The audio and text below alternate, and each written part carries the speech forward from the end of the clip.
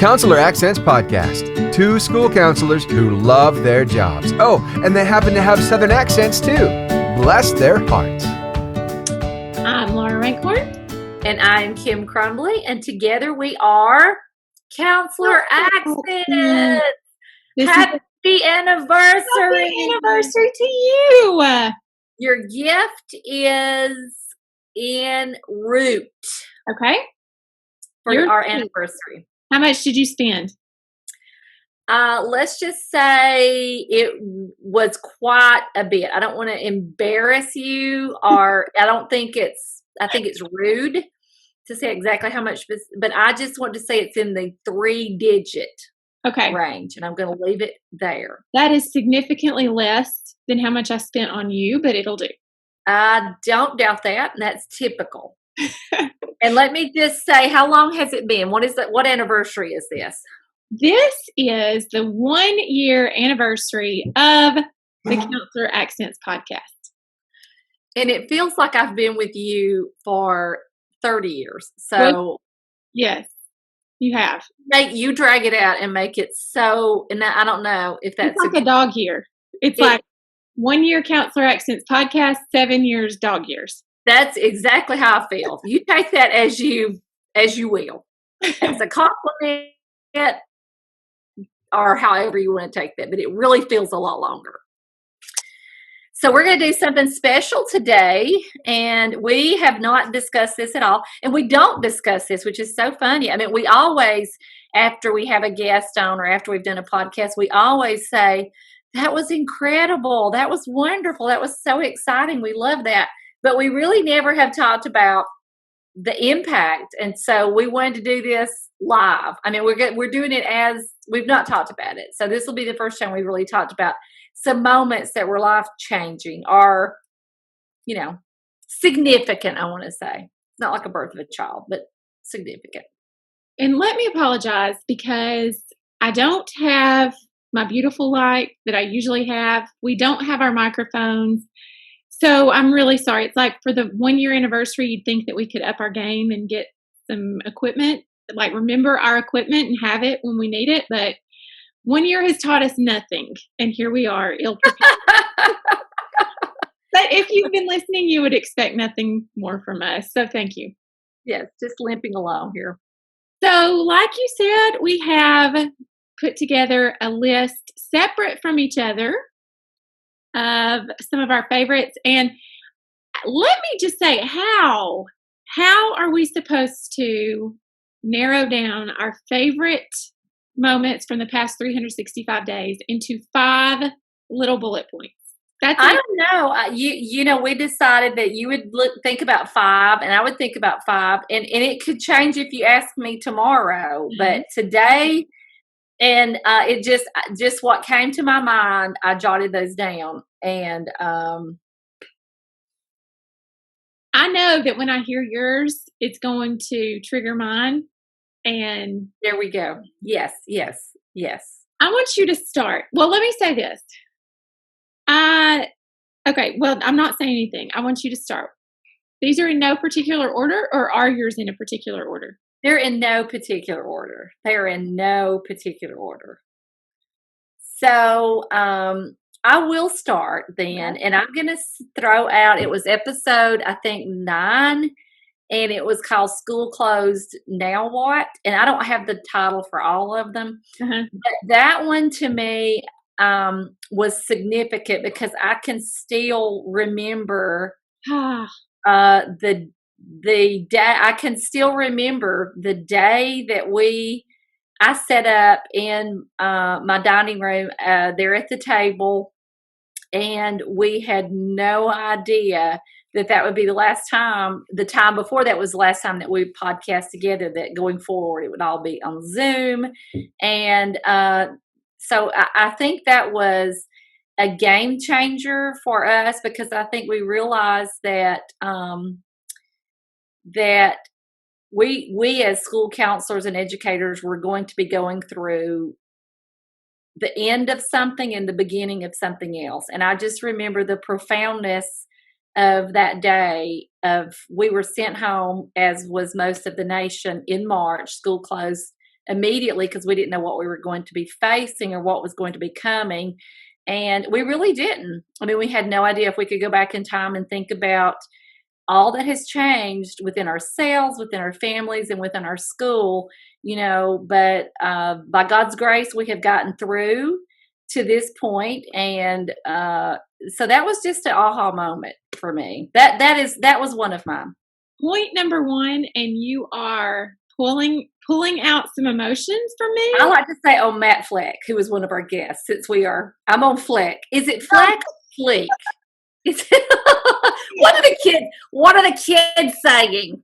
Well, you're on Fleck. And my kids have begged me not to say anything like they don't say that anymore. In honor of Matt Fleck, and because you create words, and if you follow our Instagram stories, then you saw on National Thesaurus Day just how many words Kim has made up.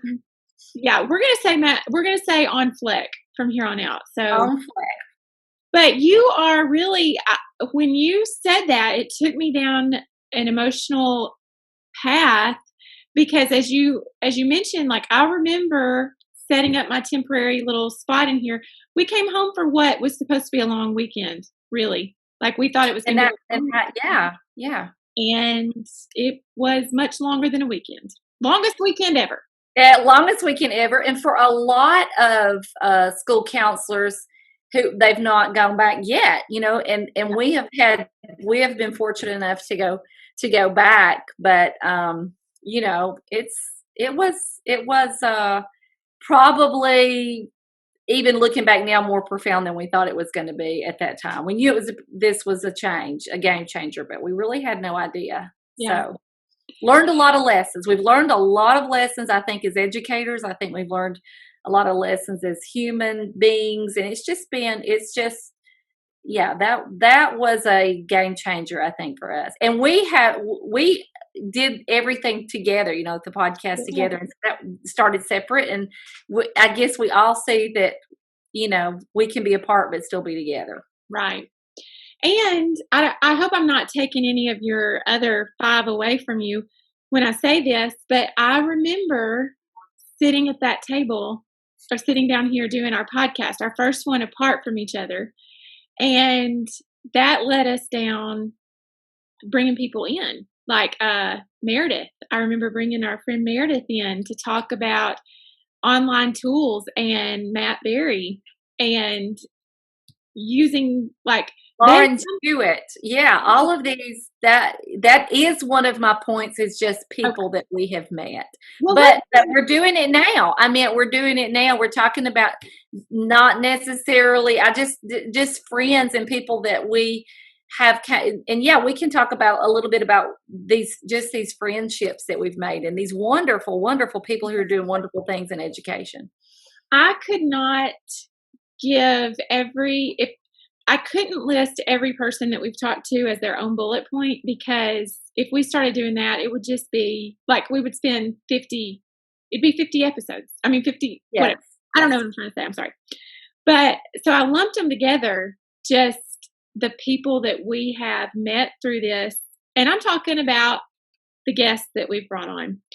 I remembered Matt Eldridge and how we had met him at a conference, and getting to talk to him on our podcast was such a huge moment. And then this one you had to miss out on, and I apologize for that. But Ruby Payne was huge for us, to have her and just talk to her and just hear some of her perspectives on poverty and emotional poverty. Then I remembered Joseph Roberts, and how he shared his story of like how he was raised and some of the trials that he encountered. And plus, how touching was that he listened and he knew that I had a dolphin call. Anybody who knows and recognizes my talent has a special place in my heart. Again, that one you missed Tennessee. Right. For talent when you do the dolphin call. And you're landlocked there in Tennessee. How did you even hear? How did you even know how this dolphin call was supposed to go? And I was not Miss Tennessee. I don't want Miss Tennessee to be listening and be like, she was not Miss Tennessee. Look at her hair. Yeah. And then I thought about Michael McKnight and how he talked to us about trauma and ACEs scores, and just those were some heavy hitting episodes that were good for all educators to listen to. And I hate even name dropping here because there are so many guests that we've had on that have been wonderful. How could I not mention Reagan? Reagan, a fellow school counselor who shared so courageously her personal story of how some of the things that she encountered. And these are all episodes that if you haven't had the chance to listen to, go back and listen, because they're timeless, and they affect our students now. So yes, our pearl wearing sister who walked yeah, who walked us through the tech. We had so many folks who helped us with technology and helped our fellow educators to get going with technology. And I was mentioning that just a second ago, that you had been wanting to do interviews with people, and it had just been you and me for several months, I guess. Well, for a couple of weeks, anyway. And you had wanted to interview people, and this kind of put us in a position where we were able to talk to others. Yeah. Because I guess Zoom was kind of a new concept. I remember us talking to Abby Cantello back when we first started doing this, and we didn't know how to work Zoom. Do you remember that? I remember that. It was like, what is this, Zoom? But she knew. She knew. We didn't want to sound dumb, so we were like, yeah, we'll Zoom you. Yeah. Zoom? Yeah. And then, now we're sick of it. We're so Zoomed. But no, we're fortunate to have it. But yeah, I remember not us talking to her before the pandemic and like, what is this? There's actually a video, if I still have it on my computer, of us. I didn't know we were recording, but we were like, okay, what do you press now? And how do you record? And where does it go? What is this? And it's so funny when I'm Zooming with somebody and they don't know, I'm like, what is their, secretly I'm thinking, what is wrong with this person? It's, but we were there. We were there. So was that yours? Yeah. Just a list of all the people? That was mine. So moving along, then I will mention that one of mine, so this is my number 2, was you mentioned McKnight, who we had on, and he talked about the ASIC scores, right? Okay. Are you saying ACEs or ASICs? Because one is a brand of shoes. Talking about the shoe. Were we not talking about shoes the whole time he was on? You need to go back and listen, because it's going to take on a whole new meaning now that you know it's not. I went out and bought me 50 pairs of shoes, and that's not what he's talking about. But I think a huge aha moment for me was, and I don't know why, how when you listen to podcasts, it's to help you grow where you are and your belief systems and why you believe what you believe and why, so when he talked about it, and I was just really questioning him because we were really concerned about all the students that we don't know what's going on. Yeah. And I was trying to make that so heavy. And we had talked to our supervisor and our county folks about we've got to come up with a system. And I do believe it's important to have minute meetings. I do believe it's important to have needs assessments and all these things. But he just kind of broke it down easily for me. And just what's traumatic to one person may seem small to another person, but it doesn't. It's like whatever. And I'm saying this is a Kim-ism. Whatever ditch you're in is the deepest. And it's hard to say how one student might react horribly to something that another student has horrific things going on. And that student's trucking right along. Yeah. And so, he just said I said, well, how do we know? And he said, you'll know, if you know that student and those teachers know that students and you're watching for behavior changes or not that that's a foolproof method, but it's almost like be careful trying to fix, and I'm doing quotes in the air, students who may not need fixing. Yeah.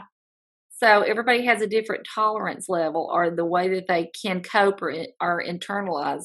So just because they may have had X, Y, and Z happen to them may not negate us running in and trying to fix that problem. So because it has become overwhelming when we think about the number of students and the number of problems. And we've talked about how do we do that. And I think he just made me feel that I wasn't as bad at it as I thought. And that was an aha moment. So that was one of the ones I thought of. Well, you're right. And that was a big aha moment because we felt like before, like you said, we were panicking like, oh my goodness, we only know of this percentage of students and we know there are more. And we have to teach them their coping skills, but they are coping. And so we don't have to throw them our set of coping skills if they're doing okay. It's almost like, we've said Pandora's box. If they're okay, then we don't need to open it up and poke around at that tab. So, yeah, that was a good one. Okay, your turn. Okay. I did give this one his own line. And I bet you know who I'm about to say. I do. You know this is going to be one of mine, but you go ahead and take it. Now I don't have 5. I don't know why I didn't put more than 5. Go ahead. Brian Pearlman was a huge interview for us. We have both read his books. We started with Whatever It Takes. And if you have been listening to us and you haven't read that book, then, oh my goodness, go get it right now. Pause this and go get that book. Because I couldn't put it down. And so it was mid-pandemic. Nobody had anything to do. And so we just thought, you know what, we'll contact him and see if he'd be interested in coming on. And by George, he did. He came on. He did. And he was wonderful. Yes. Yeah. Especially in light of having read the book and how he went from principal to now all the work that he does with students who have had past trauma. And, he really, that Maslow before Bloom is his calling card. And I think we understand as school counselors, but for him as a principal to stop and understand that we have to take care of those social emotional needs before we can expect a student to thrive academically. So yeah, he has some great books, and to have him on was such a thrill. Well, and an aha moment for me when talking to him was, and I don't know why this is such an aha moment. You're probably like, Laura, you're an idiot, which I know you are. I say that. Yeah. But when he said we have to assume that every person is coming back to school with a trauma score, because everybody has experienced isolation. Everybody has experienced the fear of germs, the fear of the spread. And even today, I was at a birthday party. And a little girl was about to fall, and I reached up to brace her, and I drew my hand back because I thought, I don't know if I need to touch her. And I thought, oh my goodness, I've been affected, Yeah, I think we all have. And I've heard some folks talk about some really weird dreams that they've had, so that even if you don't realize it, those folks didn't realize it until they, they're like, I'm having these really strange dreams. And it's just been a lot, and it's been so much. Not on top of pandemic, so much, just so much trauma in our nation, and so having him on was huge, and it was so great.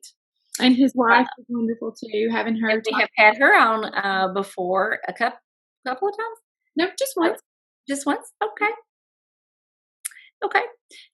Maybe it was in talking to him we talked about her. That was it.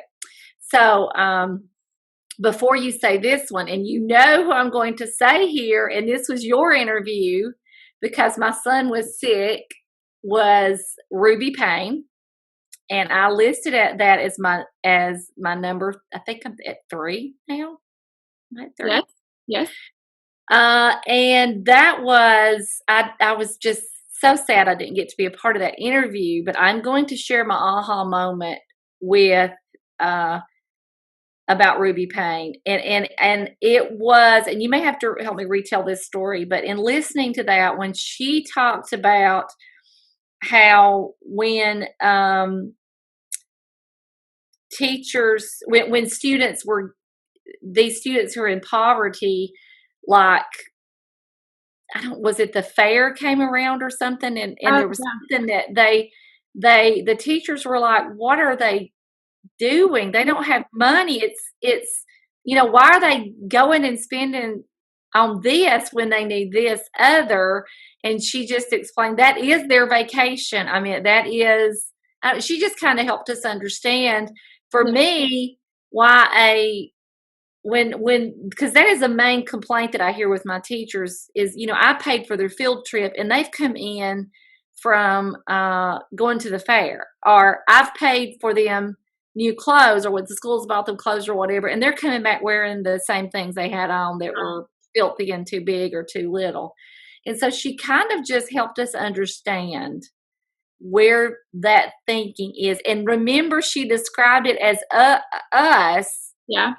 going into these billionaire homes or whatever, and they wouldn't understand the way we live either, just the Right. way we don't understand. So that was very telling. If they gifted us a painting that was worth like $1 million, what would we do with it? Would we hang it up in our home? And I was like, no, I'd sell it.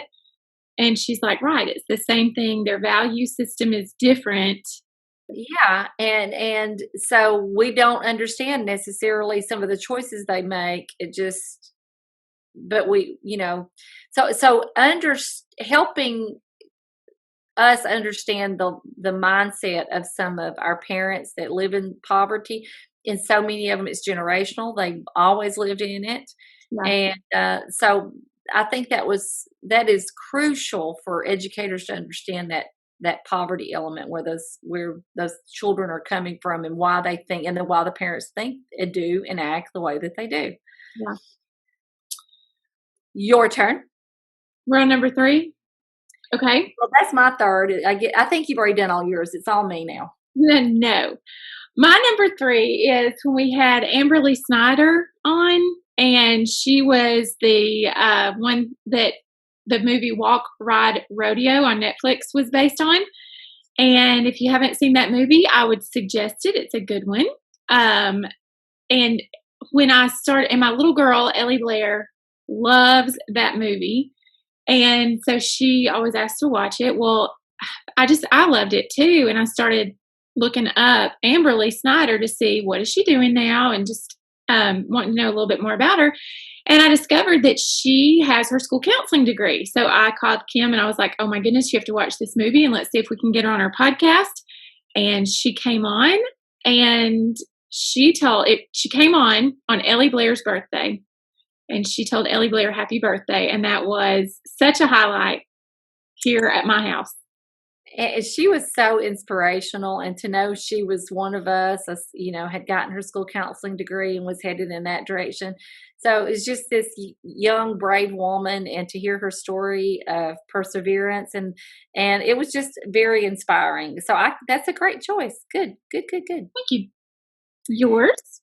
I am going to talk about something that I have on my list, because it made me, I think it has already proven to help me in decisions that I've had to make about students. And that was the shows that we had on about human trafficking. Oh gosh, yes.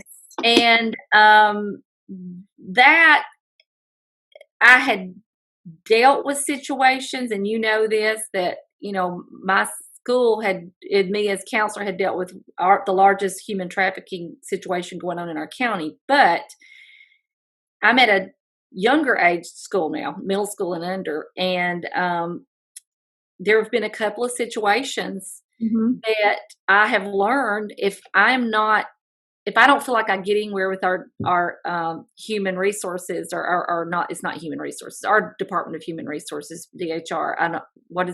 what is it that it's Child called? Protective Services and other Child places. Protective Services. You can, contact your agency for exploited and missing children. So I guess it just and re-looking at those signs again, I've had 2 incidences that that I have dealt with since that show, and it really helped me. And knowing that I've got that in my pocket, because I did have some missing students, and there was a couple of times that I literally pulled that out and told the Department of Human Resources ours. I told to the supervisor, if I don't know that you're doing anything, I'm calling this Department of Exploited and Missing Children, and they've been very good to help. So I've not done it, but I've got that in my pocket. And I know that, and I know now that it can be different than just straightforward. There are a lot of signs and a lot of things. So I'm going to say 3 instances, because one that just came up yesterday. So anyway, that's an important one. Very good choice. Very good choice, because Thank you. I have had kids in my office too, and it's changed the way that I dealt with what they brought to me. And I hate to say that, because I mean, now that you see, I guess when your eyes are opened, you can't help but see it, where before I may not have realized some of the things that they're telling me, because I had talked to Joe Limbo in that human trafficking interview. I heard the signs as these kids were telling me, and I'm like, oh my goodness. And like you said, I knew that if we weren't getting anywhere with our Child Protective Services, I think that was an aha moment. The National Center for Missing and Exploited Children has the word exploited, not just missing. I had always just thought, oh, that's if kids go missing. But exploited is a whole other part of what they do. And that's why it's important. That's an important one to listen to if you to have that knowledge, just to have that. And that's what we hope all podcasts do is they're informative. They help you grow, but we like to do it with humor too. That was a hard one to add humor to. Yeah. But I think we added much humor to that one, but I don't know that we add much humor to any. Well, you We just think well, and you entertain me, so good enough. But she shared a lot of stories, and that, I guess, made you realize, oh my goodness, I've had similar situations, or I hope I never have a similar situation. Very good choice. Thank you. Okay. Is it my turn for 4? No, it's your turn. Oh, sorry. Mine is, I believe it was on the Autumn Toolkit episode. The laughs that we shared on that episode. Oh my goodness. You said the phrase piggyback, and we laughed so hard, and we almost could not come back from how funny that was. And it just, I don't know, and I left it in there. I didn't edit it because it made me laugh so hard that. We love to laugh. It is our worst and greatest coping skill is to laugh. And we've talked about how many meetings have we been in. Oh gosh. And together, because we're in the same district. And we will just, where you've lost it and tears are squeaking down your face. I mean, there is just, our humor is so weird. So we see humor in everything. So we're probably where we shouldn't. Nothing is safe because everything makes us laugh. Including each other, that we can mock one another. Including each other, I mean, even, like my dad died, and humor is my coping skill, and I put that on Instagram. But I don't know. I'm either a very sick person or I'm a very healthy person, because I can laugh through the very difficult moments. And that was a tough one. You've had some difficult moments, my friend. So you keep going. That's awesome. That's a good one. That's a good one. Any that makes us laugh. Yeah. Is it my turn? I'm pointing to me. Okay. I don't want to cut you off. No. On that one. So I have Matt Berry, Yes. down. He was with the Missouri school. If I remember correctly, it was Missouri, correct? The Counseling Association. That was a huge. The show me every state to me. Anytime a guest comes on, I will go, oh, that is the show me state, or don't tread on me state. I mean, I just know a little bit enough about the slogans of the states. And how many times have I started talking about weather and you have to cut me off? This is not a weather podcast, but I want to know, how is your weather up there? But anyway, his online counseling tools. What an amazing counselor! How was he prepared for virtual learning before it was cool? So, and I want to say cool. You always laugh at me when I say somebody's cool because I don't know what am I fonzie from the. But Matt Berry was so cool. He was TikToking when nobody knew what TikToking was. So the way he gets information, he inspired me because you're right. His was more about, I don't care if it's a pandemic, it's or not a pandemic. This is best practice on getting information out to our young people and connecting with our young people. So I think I really enjoyed learning about, stepping out of your box, doing something maybe that you've never tried before. And like I said, I think that was the cool part, was he's been doing it for a long time, And bless him, he was so patient with us when we were because that was what, day 3 into virtual learning, and we're trying to figure out how to be a virtual counselor. And he was so patient with us when we were like, now what is a Google Doc? Can you tell us? When you say Google Meet, what do you mean exactly? He was. We really loved Matt Berry being on the show, and all that he does.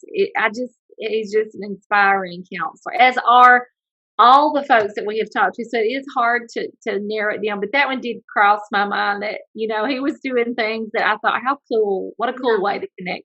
So check that episode out if you haven't. He's really connects well with students. Okay, my next one is the day that we were notified that we were the #1 school counseling podcast in the nation. That was a big day and fun and exciting. And was that your mom that called and told you? It's like my kids who were coming back from homeschool, and the parents I am pretty sure they were top of their class. Yeah. Yes, and they were most popular and most talented. Superlative. Yeah, my mom said, I've decided you're the top school. No, we were notified by somebody official. I don't know. Is it official? It came with, did you say, is there some kind of monetary prize that goes with it? What an honor, Laura. What an honor that was. I know. And so, we just appreciate all of the people who are listening and are fellow educators and that are advocates for what we all do in education. And we just appreciate you. And, I think we knew that we were reaching people when we live in Alabama, and when Laura's sister, who works with juvenile in a juvenile kind of situation with students, and I'm not exactly sure, I'm probably butchering this, but she was in a classroom or talking to a school counselor who learned something, and she said, I learned this on a podcast, and your sister just said, what podcast? And she said Counselor Accents. And so, that was huge. That was really cool that your sister, because you kept telling your sister how impressive we were. Right. I was like, please be proud of me. And now she saw. So that was pretty cool. That was a pretty cool moment. I'm very proud of us. So am I on my last one? I am. Okay. And so I'm going to use this as, we did a course. We've done a couple of course. Well, it's one course that we do. We've gone through it a couple of times, but in the first course we had Reagan. We got to know her and had taken her course, and she stayed on after one of our meetings and told us how much, and just mentioned something about her life. And we're like, we want to hear more about this. Can we do a podcast? And she had never told about her life. I don't think, not in that format. I think she is now, because, she said she was sharing this story. But she's a school counselor at a school and had gone through an horrific childhood, and really education was, and her school was her community and the family that helped her to overcome and to get through. It was just an amazing story. And that I think about that all the time when I think about these students that may grow up and can look back and say, you made a difference in my life, because she remembers these in her educational life, what a difference. And she's at that school now, at that same school. Am I right? Yeah, you're right. So that was a big, I mean, that was there's been so many, so it's just really hard. But that, we did not know the story when we asked her to do the podcast, because we just knew her. She was amazing. Like, we could tell she was an amazing counselor. Yeah. But through our course, gosh, those folks became family to us, and we went through the pandemic with this, like, with each other. And they were going through hurricanes. Some of our friends were going through hurricanes and fires in Oregon, and we could literally see the blaze behind as she was on, as we were meeting together, just getting together on our Facebook. So, that Reagan story and all that represents, and all those folks that have been in our course, that just was kind of a great thing. Well, and I added that to mine too. I actually snuck in and did 6. And I just don't think that we can end this first year without doing exactly what you just did. And that is talk about the friends that we've made. When we started this, the day that you said, I think we should do a podcast. You're going to make me cry, because I'm already ready to cry. Put your music. I know. I'm sitting here now looking like. Well, I know, because as I was writing this, I'm getting emotional, and I'm very tender. I don't know what I'm going through in life right now, but your father just died not long ago. So yes, you are tender, and we're all tender for you. It's just, yes, go ahead. Sorry. But when we sat down and you said, I think we need to record a podcast, and I plopped down in the chair and I said, okay, let's do it. And we started. We had no idea. We had no idea how needed this was going to be, and how much people were going to join in. And like, if I could go through the number of emails and messages that we've gotten from people saying, thank you so much for doing this podcast. You have no idea how much I need this. You have no idea how much I've learned from you guys, which is scary. I will say that. It's scary. I'm hoping I will. No. And not from us. But beyond that, the friends that we've made that are lifelong friends now. Like you said, I had written down the same thing, that these people are not just friends. They're not just colleagues, but they truly did become family. And when we see them, and we will see them, but there's going to be a difference. It's not going to be like we're meeting them for the first time, because we've connected, we've shared stories, and it's going to be like a family reunion. And we just and my names just go. My mind's going through names. Of course, none of them are named correctly, but in my mind they're there, and I'm just, I can't wait. We're already, so excited to meet some of our friends at ASCA and in Vegas. But other than, some of these folks are not school counselors, so some of these folks are just it's going to take a road trip out to their state. And all over the United States road trip, and sit down with them and share a meal or something with these folks, and see them person to person. So, because they've changed our lives. Very much. And this has just been such a fun journey. And season 2 coming up, I am so excited about some of the things that we have in the works for season 2, because it's going to be bigger than season 1. And I am just really thrilled.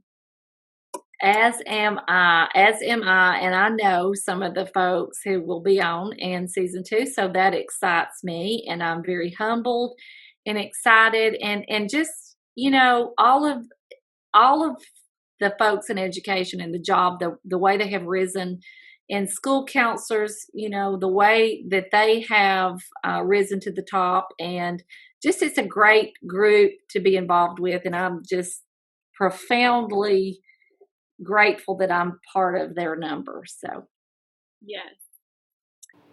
Thank you so much for listening and making Season 1 so incredible.